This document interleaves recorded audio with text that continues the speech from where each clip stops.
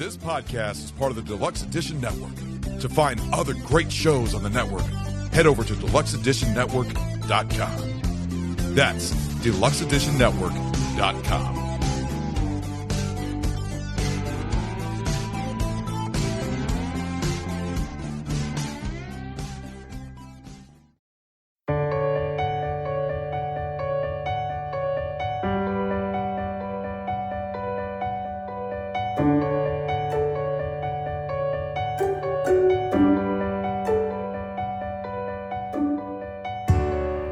Hello, welcome to Hidden History and Odyssey Through Time. I'm your host, John Rodriguez, and welcome to our second season of the podcast. The title of this episode is Dr. Mengele's Prized Possession, the true story of Perla Ovitz.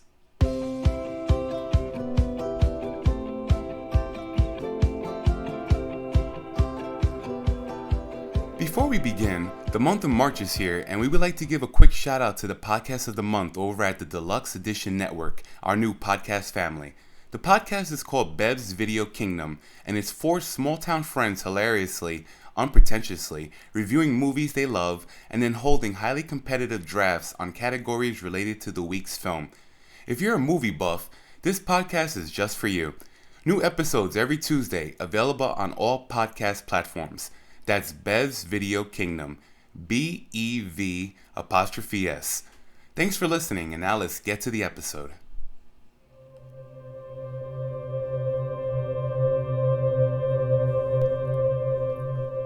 In the autumn of 1939, Adolf Hitler signed a secret authorization in order to protect participating physicians, medical staff, and administrators from prosecution.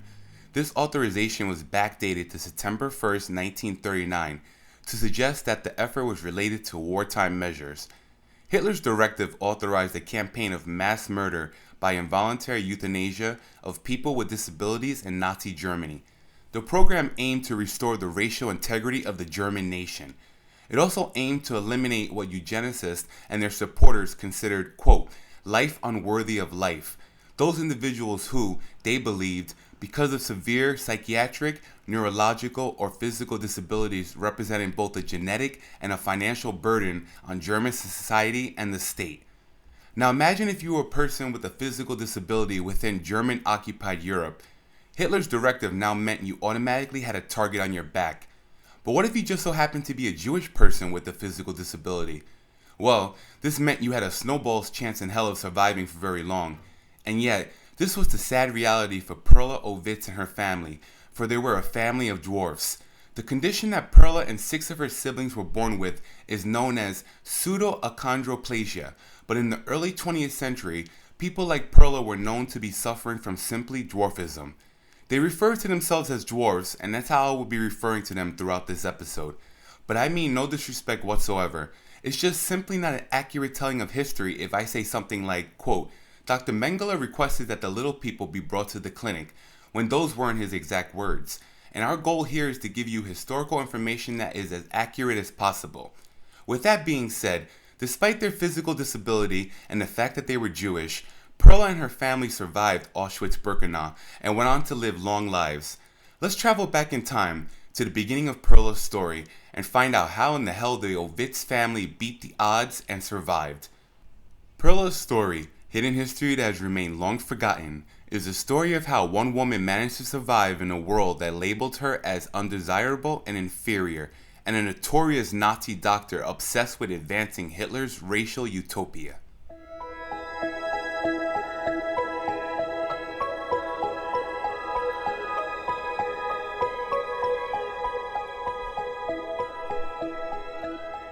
Piroshka Perla Ovitz was born on January 10, 1921, in Rosavlia, a village in present-day Romania, to Rabbi Shimshon Isaac Ovitz and his second wife Batya. At birth, the midwife thought Perla was moments from death and tried to keep the baby away from her mother. Quote, "This child must live. Bring her to me," demanded Batya, who was given her child and realized the infant was not breathing. Inserting her index finger into Perla's tiny mouth, she was able to get a response in the form of a deep cough. Perla could now breathe on her own. From the time of her birth, Perla was watched closely because she was not born into a family that society would label as normal during the early 1900s. You see, Perla's father, Shimshon Isaac, had been born with pseudoachondroplasia, a genetic disorder of bone growth that results in short-limbed dwarfism. Meanwhile, her mother Batia was a woman of average height. 7 of Shimshon's 10 children would inherit this form of dwarfism, Perla included, making the Ovitz family the largest recorded dwarf family in the world. On September 16, 1923, after a week of agony, Shimshon Isaac Ovitz passed away at the age of 57. Just before his death, Shimshon had attended a wedding where he ate some poisonous fish that immediately got him very sick. Perla's mother Batia was 39 at the time with 10 children, 5 under the age of 14 and 7 of them dwarfs, so the possibility of remarriage was basically non-existent. The oldest son in the family, Avram, had just turned 20 years old, and it was now time for him to be the new provider and head of the family. Perla would later say that she had no memory of her father, since she was only 18 months old when he died. As a child, the only man she called Papa was her brother Avram. It wasn't until Perla was a bit older that her sisters told her the truth about who her father really was. And while we are on the subject of sisters, now might be a good time to name all of Perla's siblings, since they are a vital part of Perla's story.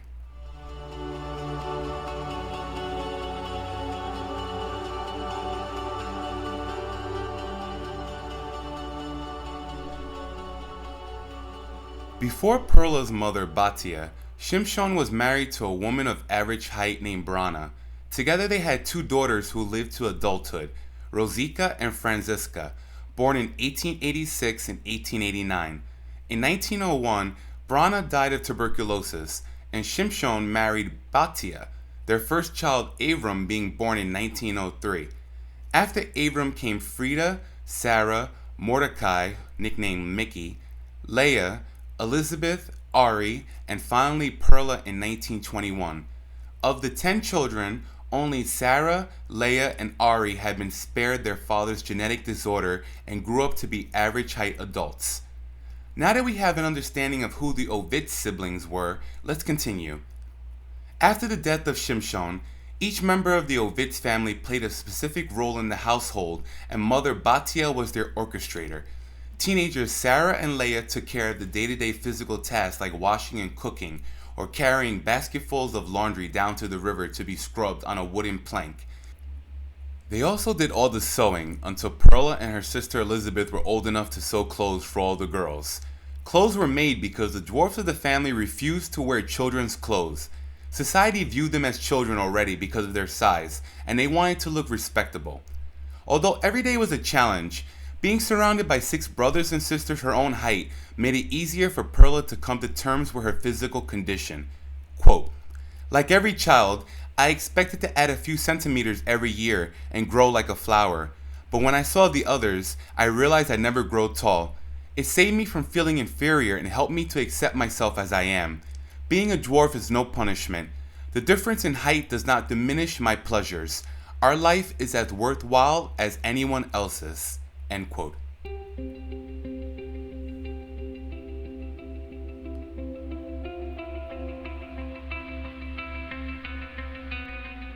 As a child, Perla was very bright and began reading even before she started to attend the local primary school, which was just a few houses down the road.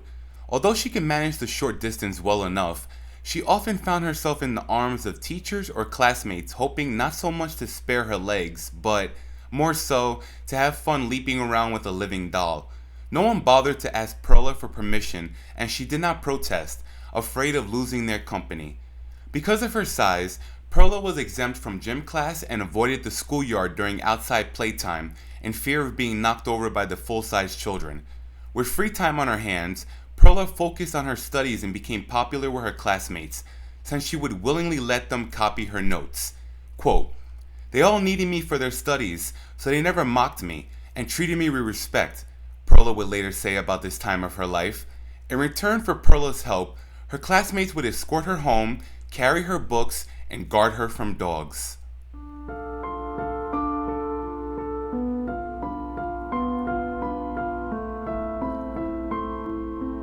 In September of 1927, Perla's mother Batia went for a swim with a friend in the river and soon fell sick. The doctor was called in and he diagnosed tuberculosis. For almost 3 years, Batia was bedridden, and every day after school, Perla would rush to her mother's bed to make her happy and recite the lessons she learned at school. On February 8, 1930, Batia lost her battle with tuberculosis. 9-year-old Perla was not taken to her mother's funeral. Her siblings did not think she could handle the loss, and for weeks the entire family evaded her questions. When Perla refused to eat until their mother returned home, her sisters had to tell her the hard truth. Their mother was gone and would never return.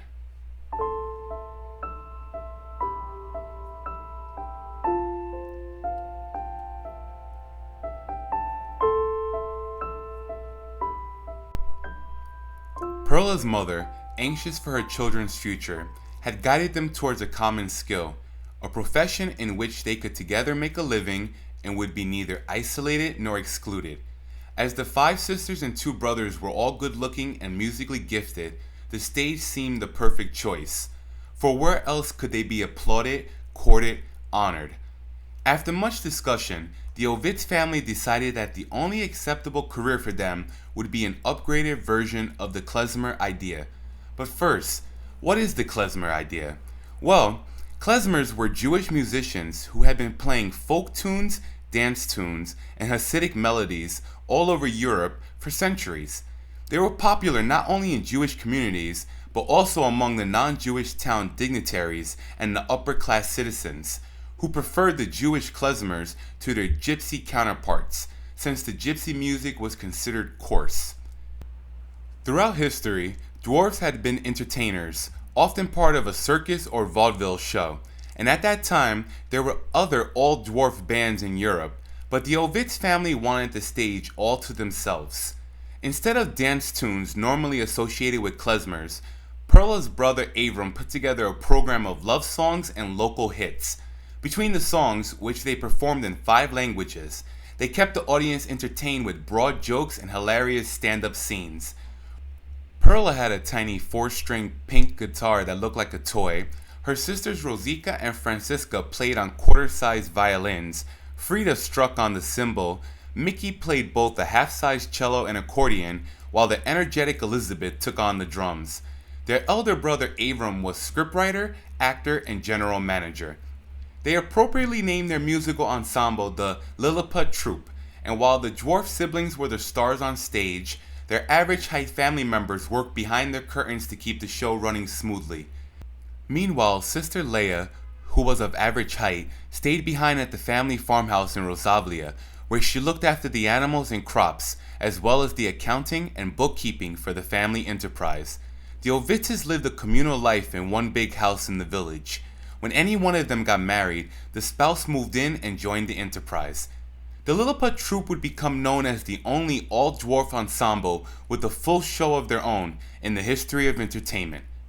Hidden side note: the only Ovitz sibling who did not join the family business was Ari, who wanted to lead a life of his own.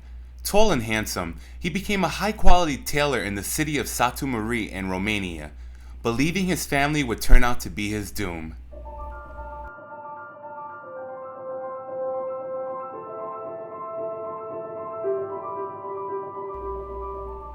Perla and her family were Orthodox Jews, and fortunately for them, their size placed them beyond the strict Orthodox Jewish code of dress and appearance. This meant the 5 performing sisters grew out their beautiful hair to enhance their presence on stage, while other Orthodox Jewish women had to shave their head and cover it with a shawl. Likewise, during performances, Perla's brothers, Avram and Mickey, did not participate in the rule that Jewish men covered their heads at all times with a hat or skull cap. Because their livelihood depended on their dress and look, the Jewish community accepted their immodesty. From 1931 to 1940, the Ovitz family would stretch their legs outside of Rosavlia, and as the news of their spectacular show traveled fast, they soon began touring all over Romania, Hungary, and Czechoslovakia. Each performance they gave was adjusted to the audience, the country, and the event. Thankfully, they were fluent in several languages: Hungarian, Romanian, German, Yiddish, and could sing in a few more. In August of 1940, 19-year-old Perla and her family decided to finish their tour in their homeland. Up until this point, the Ovitz family had been relatively oblivious to what was going on in the world. They had no idea about Hitler's rise to power, the seriousness of the war that was raging around them. They didn't know about the Nuremberg laws, and they knew nothing about the concentration camps. It was their return to Romania that served as their moment of awakening. They would go back to a country that was swarmed in chaos, lawlessness, and a more fervent type of anti-Semitism than they had ever experienced before. On September 13, 1940, the part of Romania that the Ovitz family lived in was given to the country of Hungary, which was an ally of Nazi Germany. Hungary quickly implemented anti-Jewish measures, such as shutting down all Jewish newspapers as well as social and sports clubs. Jews were expelled from secondary schools and universities. Civil servants, doctors, lawyers, teachers, and other white-collar professionals lost their jobs, and performances by Jewish artists were now restricted to Jewish audiences only. With their careers in jeopardy, Perla and her family traveled to Budapest, now their capital, to get the newly required Hungarian identity cards.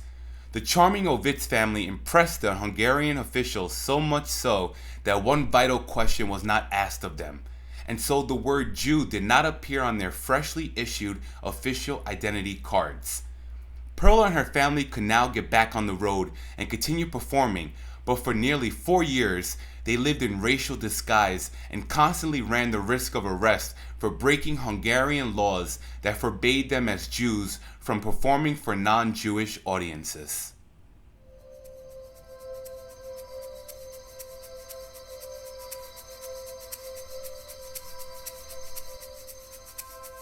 On March 19, 1944, the Ovitz family just gave one of their best performances in a city called Szolnok in Hungary.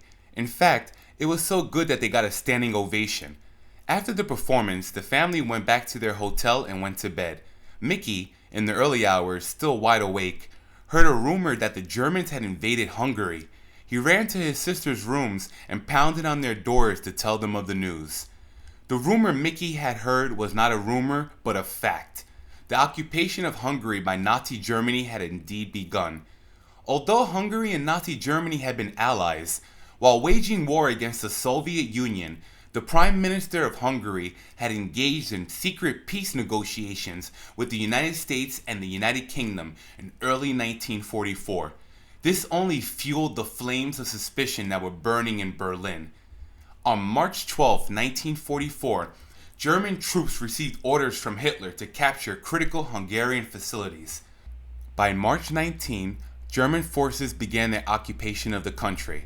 Until then, the Hungarian government had rejected Germany's directive that all Jews be deported to the death camps.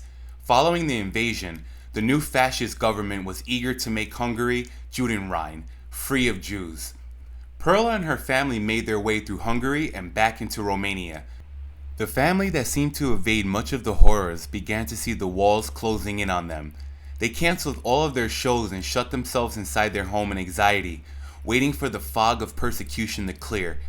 Every Jew aged 6 and up had to wear the yellow Star of David, and many years later, Perla would have this to say, quote, "We felt like walking dartboards, available for stabbing or a shot in the heart."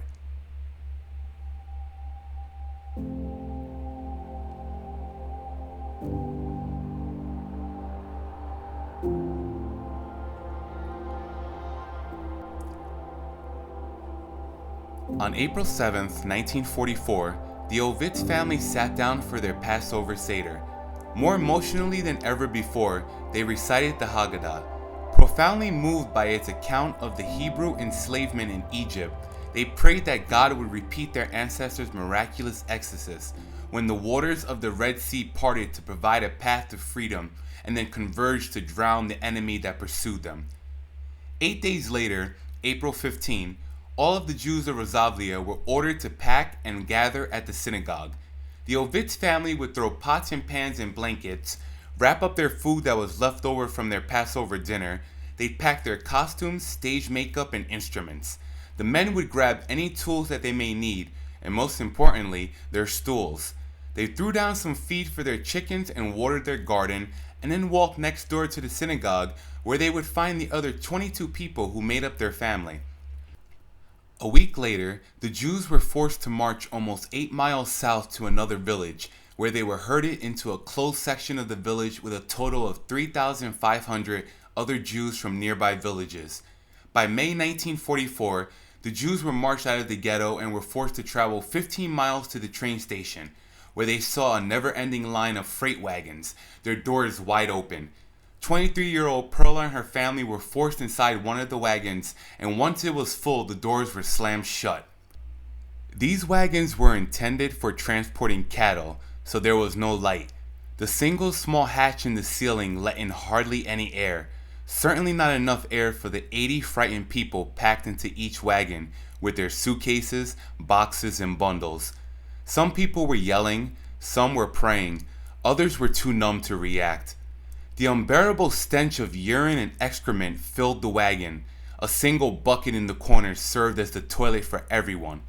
After traveling for 3 days and nights, the train came to a final halt.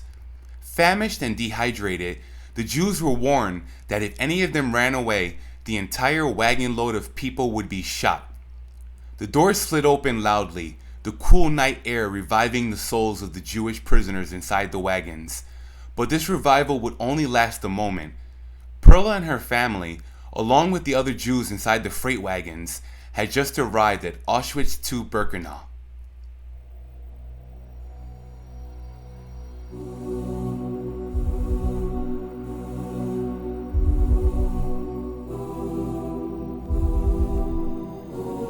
Descending the ramp at Auschwitz-Birkenau, the 7 dwarfs and their 5 average-height family members were immediately separated from the others in the transport. It was past midnight, the morning of Friday, May 19, 1944. "Step aside and don't move until Hauptsturmführer Dr. Mengele arrives." The Ovitz family were left guarded by some soldiers while another jumped on his bicycle and rode away. While a lone dwarf did not provide reason enough to knock on Mengele's door in the middle of the night, 7 dwarves, along with their tall, normal-sized siblings, was the perfect reason to disturb the doctor. In rotation with the other physicians, Dr. Joseph Mengele, who was also known as the Angel of Death, was sending people to their immediate death and selecting the few fit enough for slave labor. He was also using his long shifts on the ramp to pluck out twins, as well as hunchbacks, hermaphrodites, giants, dwarfs, extremely obese men and women, in general, anyone suffering from a growth disorder. At Auschwitz, Mengele had continual access to an unlimited supply of human specimens. Mengele was dazzled by the Ovitz family when he rushed out to meet them on the ramp.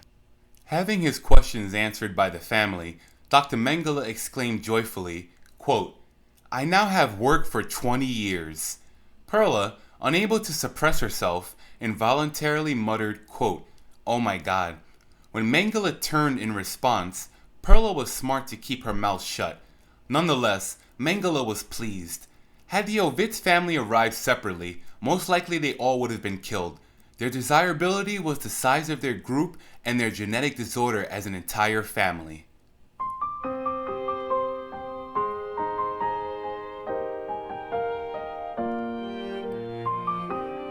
A black army truck took them to the camp sauna for disinfection at the edge of the camp.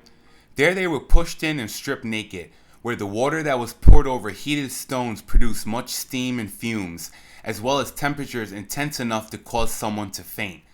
The sauna had a particularly traumatic effect on both small children and fragile dwarfs that might easily have created the impression of being gassed.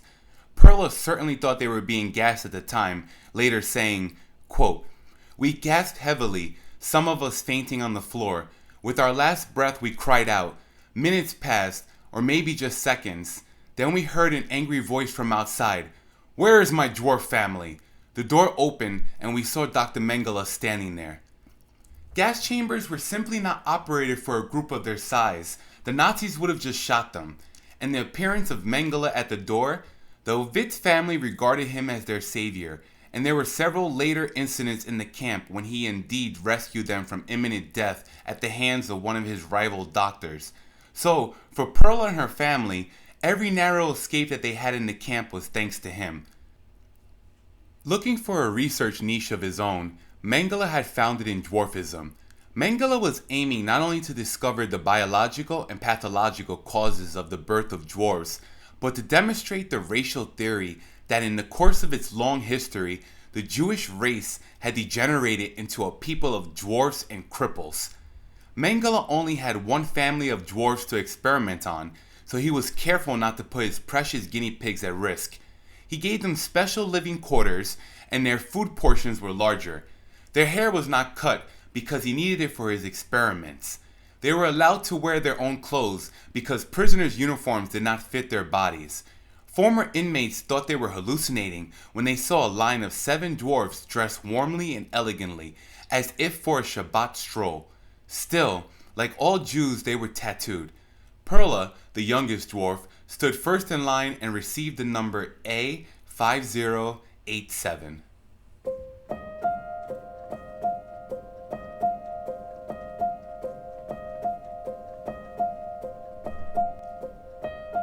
The perks that Perla and her family received may have caused some confusion or envy among the other prisoners, but those perks came with a price. They were subjected to painful blood-taking sessions, to the point that they often fainted and water was poured over them to revive them, only for the siphoning of their blood to continue. Medical science at the time was obsessed with blood and its elements, and it was generally believed that plasma contained all genetic traits. But the medical records, all bearing Mengele's flamboyant signature, clarified that the blood was being checked in order to trace kidney problems, liver function, and typhus. This was routine of healthcare procedures of the 1940s, which leads us to believe that Mengele had no idea what he was really looking for. Hence the repeated tests and large amounts of blood he took. The medical experiments included the extraction of blood marrow, removing healthy teeth, plucking out hair and eyelashes, multiple sets of x-rays, as well as psychological and gynecological tests on them all. Quote, "The most frightful experiments of all were the gynecological experiments," Perla's sister Elizabeth would later write. "They injected things into our uterus, extracted blood, dug into us, pierced us, and removed samples. It is impossible to put into words the intolerable pain that we suffered, which continued for many days after the experiment ceased." By the end of August 1944, with so many tests being performed on them, Perla and her family began to fear they were entering a new, far more brutal and agonizing phase in the research, or worse, that Mengele was terminating his project and that they would soon be killed. The following month, Perla and her family would understand why the number of tests had increased.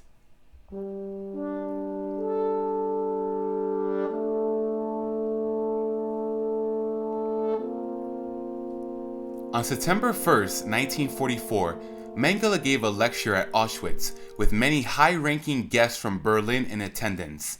Perla and her family were displayed nude on stage as Mengele stood near a large map of the Ovitz family tree, going on with his lecture as if everything was perfectly normal. Perla later had this to say, quote, "From time to time he turned to us and touched various of our body organs with his billiard cane. It lasted for ages. We nearly dropped from fatigue. It was hot and we were dripping with sweat and shame, but no one offered us a glass of water." Perla also recalled that an officer in the front row was filming them with his movie camera. Quote, "It annoys me to this day that our naked humiliation was preserved for all to see. Maybe Dr. Mengele took the film with him when he fled to South America and it's hidden somewhere." Years after the film was taken, a historian and advocate in Germany for the rights of little people, along with an Israeli film director, searched on Perla's behalf through various archives in Germany and Poland, but could not find the film.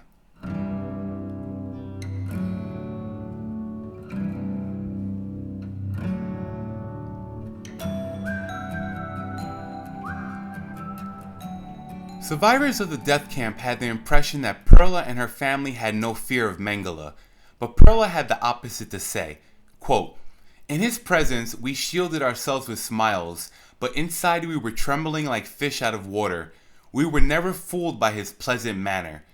It's now also worth noting that several survivors of the camp describe the deaths of the various Ovitz family members, despite the fact that they all lived beyond Auschwitz. Perla Ovitz also insisted that she and her family never took part in the nightlife of the death camp. They never performed in these drunken parties, never sang in public, nor entertained parties of capos or SS men. But some survivors claim otherwise. I wanted to put this information out there, let you, the listener, determine the truth for yourself, because there is a discrepancy between fact and remembrance when listening to Perla tell her story versus other survivors who speak of the Ovitz family. We followed the advice of a Holocaust historian and himself a survivor that, quote, one must never argue with the survivor. However, one plausible explanation for the discrepancy is that the survivors, who regarded their own survival as a miracle, found the chances slim that someone as helpless as a dwarf could escape death. The fact that the Ovitzes were transferred several times from one side of the camp to the other caused their fellow inmates to lose touch with them. And in Auschwitz, when you stop seeing someone, it can only mean one thing. And the Ovitz family did receive perks that the other prisoners did not, as mentioned earlier, and this would be a natural cause of envy in a place like Auschwitz.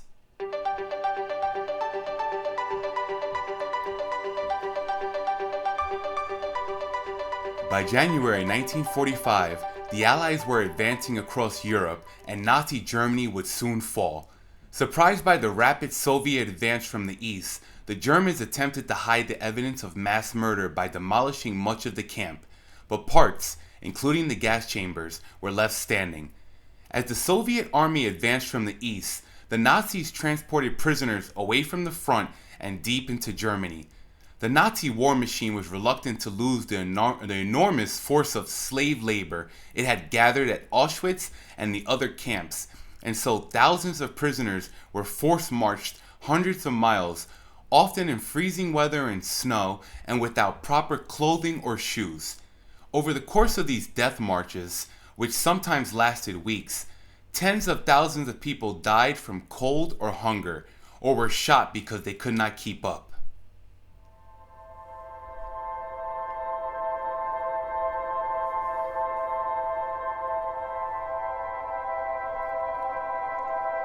On January 18, 1945, the Nazis marched 5,300 women and children out of Auschwitz-Birkenau, among them dozens of twins. 24-year-old Perla and her family remained behind, along with a few thousand inmates who were too sick to move. Unknown to the Ovitz family, the day before, Dr. Mengele had packed his records like a wild man and left. The inmate prisoners who had worked for Mengele were ordered to collect the remaining medical documents, and an SS guard burned them to ashes. Perla would later have this to say, quote, "No one knew that Dr. Mengele had left for good. It took several days for us to realize we were not going to see him again. When the camp was torn down, we waited in our room for him to come, but he didn't keep his word. When he ran away, the only thing he took was our papers, which was more important to him than we were." On Saturday, January 27th, the first Soviet troops entered Auschwitz-Birkenau. The few thousand prisoners left alive were too exhausted to greet them. Battle-hardened Russian soldiers who were used to seeing death were shocked by the Nazi treatment of prisoners at Auschwitz. And how did Perla and her family feel about the Russians? Well, as she put it, quote, "We all felt God's hand was at work, but we were not so lucky as to be delivered by the Americans. We got the Russians."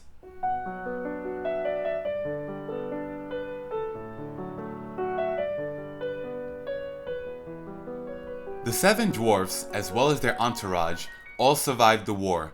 Once they were finished entertaining Russian troops and had been examined by Russian doctors and found to be in better health than most of the survivors, Perla and her family were eager to return home to Rozavlia. But the journey home to Romania was not easy, since the Russians suspected the presence of Nazi men among the Nazis' victims. Finally, Perla and her family arrived in Rozavlia at the end of August 1945, 7 months after being liberated from Auschwitz. But the home they returned to was not the home they had left behind. Their house had been ransacked, torn up by strangers most likely in search of gold and other valuables. Before they had left their home, however, Perla's brother Abram had buried a jar full of jewels and gold coins, and he felt blessed when he discovered the jar undisturbed. Unfortunately for Perla and her family, bad news soon followed.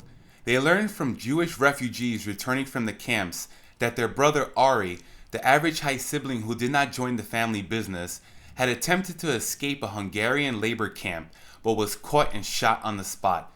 Then they learned that Ari's wife Magda and their 4-month-old baby girl had been gassed at Auschwitz. Perla's brother-in-law Izzo Edenberg, her sister Frida's husband, had died of hunger, and there was no news about the husbands of sisters Elizabeth and Leah.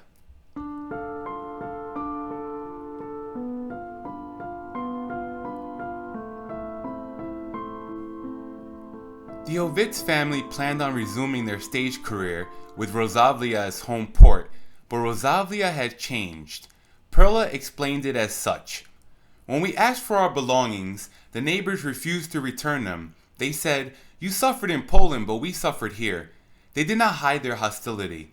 "We had it so good without you. Why have you returned?" I fired back, "It was God's will that we survive."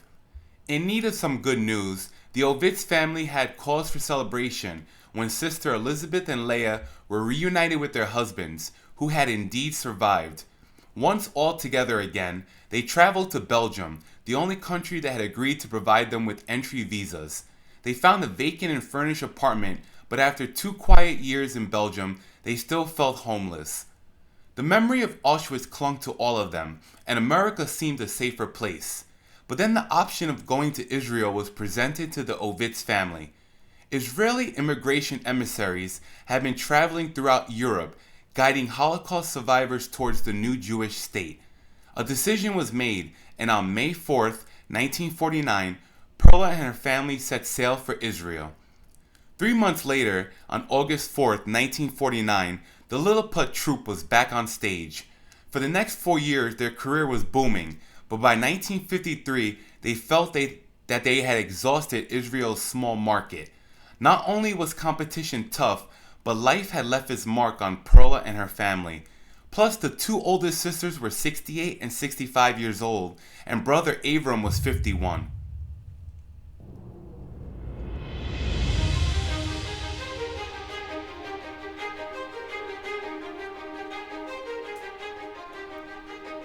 In 1955, Perla and her family leased an open-air, 800-seat cinema and proper residential apartments. It was also in this year that the Lilliput troupe marked its retirement from the stage with a week of farewell performances that ended with a lavish ball. Perla would go on to work as a cashier at the cinema, but she was more than that. She was herself an attraction and the cinema's best publicist. Customers enjoyed talking to her, and to show their appreciation, they often brought her small gifts. Perla was 35 years old in 1955 and still hoping to find her storybook prince. She had many suitors, but for one reason or another, it just never worked out for her, and she was okay with that. Quote, "I don't think that one should marry at any cost, and I'm not sorry about never having had a man. I know love. I was in love many times, but not enough to get married. I would be an excellent wife for any man, but there's nothing a man can give me that I don't already have." In August 1972, the Ovitz family was shaken when brother Mickey died of a heart attack at the age of 63. 5 months later, head of the family Abram Ovitz died at 69. Shortly after this, sister Leah suffered a major stroke that left her paralyzed, and Frida died in 1975. Quote, "It was horrible, agony upon agony, the pain and mourning accumulating and multiplying," Perla would later say. In 1979, the cinema and compound that was included with it was sold, and the remaining 6 Ovitz siblings purchased a large flat together. Rosika and Francisca, Elizabeth and her husband, average height Sarah, and Perla.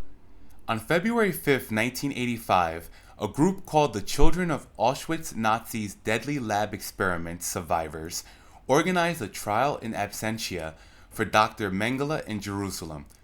At the time, Perla was 64 years old and had this to say, quote, That day, the sky was crying too. I was sorry that Dr. Mengele was absent from his trial. I don't believe he would have apologized, but if the judges were to ask me if he should have hanged, I'd tell them to let him go. I was saved by the grace of the devil. God will give him his due.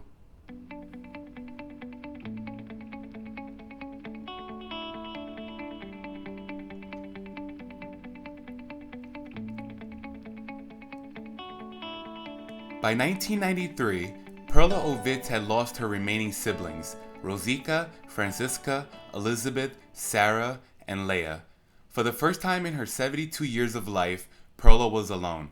Although she had an aide sent by the social services, Perla was self-reliant by nature and tried to be as independent as she could be.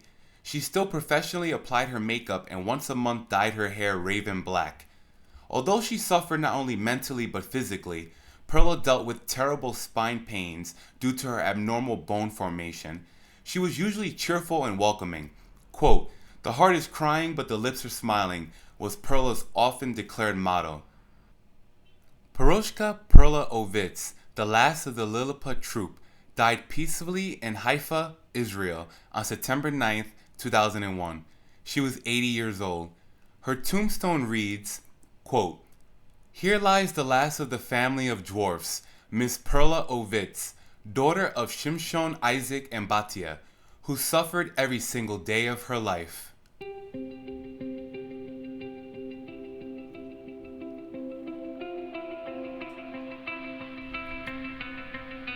Thank you for listening, and I hope that I was able to teach you all something new today.